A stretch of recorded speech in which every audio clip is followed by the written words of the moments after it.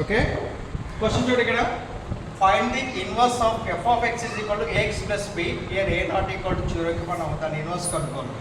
ఓకేనా, ఇన్వర్స్ కనుక్కోవాలి. సో లేదు దీనికి ఇన్స్ చెప్పిన ఇన్సెంట్ అమ్మ దీనికి ఒక ఫంక్షన్కి ఇన్వర్స్ కనుక్కోవాలంటే ఇన్వర్స్ అంటే ముందర ఫంక్షన్ ఎలా ఉంటుంది, f mapping a comma b అనేది ఒక ఫంక్షన్ కదా, దానికి ఇన్వర్స్ ఫంక్షన్ ఎలా ఉంటుంది, F inverse mapping b to a ఉంటుంది కదా. ఇన్వర్స్ అనేది ఎఫ్ అనేది ఏ కామా బికి ఏ ఫంక్షన్ అయితే దానికి inverse function B to a ఉంటుంది. సో జనరల్గా మనం ఎఫ్ ఆఫ్ ఎక్స్ని ఏమనుకుంటాం, వై అనుకుంటాం కదా, f of X is equal y కదా. సో దాంట్లో దీనికి ఎఫ్ ఇన్వర్స్ అటు పంపిస్తే ఎఫ్ నాట్ పంపిస్తే ఎంత అవుతుంది, x is equal to f inverse of y అవుతుంది కదా. ఇది నీ మైండ్లో ఉండాలి, ఇది compulsory. F of X is equal to y, x is equal to f inverse of y. ఇది ఇది ఫార్ములా, ఇది f of X is equal to y. ఓకేనా. సో దాంట్లో ఇది ఏంటిది, ఎక్స్ వాల్యూ ఎంత domain, y value codomain అనమాట, b values వస్తాయి అన్నమాట. ఓకేనా. సో దాంట్లో ఎక్స్ ఇక్కడ ఉంచితే ఎఫ్ని అవతల పంపిస్తే ఎంత వస్తుంది, ఎఫ్ ఇన్వర్స్ ఆఫ్ వై వస్తుంది అనమాట. X is equal to f inverse of y. Okay, question రాదు ఇక్కడ. సో నెక్స్ట్ చూడు, గివెన్ ఫంక్షన్ ఎంత అమ్మాయి, given function F of X is equal to a x plus b. ఇదేనా, f of X is equal ఎంత a x plus b. So therefore F of x అంటే ఇక్కడ why అనుకున్నాం కదా, లెట్ లేదా అదే ఫార్ములా ఇక్కడ రాయాలి. F of X is equal to y implies x is equal to f inverse of y. ఓకేనా, ఇది ఫార్ములా కింద కన్సిడర్ చేసుకోవాలి. అయిపోయింది కదా. సో ఎఫ్ ఆఫ్ ఎక్స్ అంటే ఎంత అనుకున్నాం మనం, వై అనుకున్నాం కదా. వై సబ్స్టిట్యూట్ చేయి, y is equal to a x plus b. నేను దేన్ని ఫైండ్ అవుట్ చేయమని చెప్పాను, ఎక్స్ని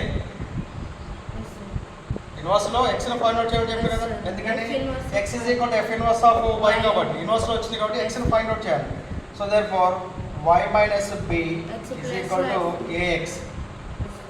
ఎక్స్ ఆపోజిట్ ఏ ఉంది కాబట్టి ఇటువైపు వస్తే ఎంత అవుతుంది, డివిజన్ అవుతుంది కదా. y minus b by a is equal to x. So therefore x is equal to the x is equal to y minus b by a. x అంటే ఎంత అనుకున్నాం మనం, f inverse of y is equal to y minus b by a. ఓకేనా. ఇది f లో ఉంది కదా, ఒకవేళ x లో ఉంటే ఎలా ఉంటుంది ఇది, f inverse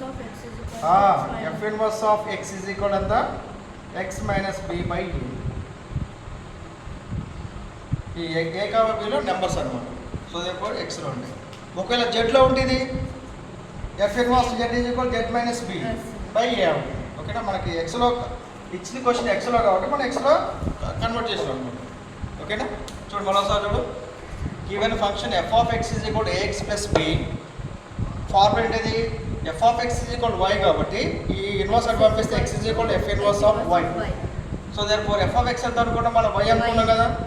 so y is equal to ax plus b. మనం ఫైండ్ అవుట్ x వాల్యూ కనుక్కుంటాం. So therefore y minus b is equal to ax. A అనేది ఇక్కడ ప్రొడక్ట్ చేస్తుంది కాబట్టి ఈజ్ ఈక్వల్ టు అవతలకు వస్తే డివిజన్ చేస్తుంది. y minus b by a is equal to x. So x is equal to y minus b by a.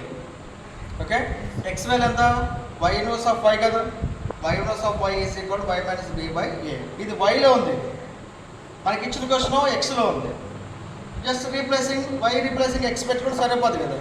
So F inverse of X is equal to X minus B by A అన్నమాట. Okay, ఇది inverse function of the given function అన్నమాట. Okay right.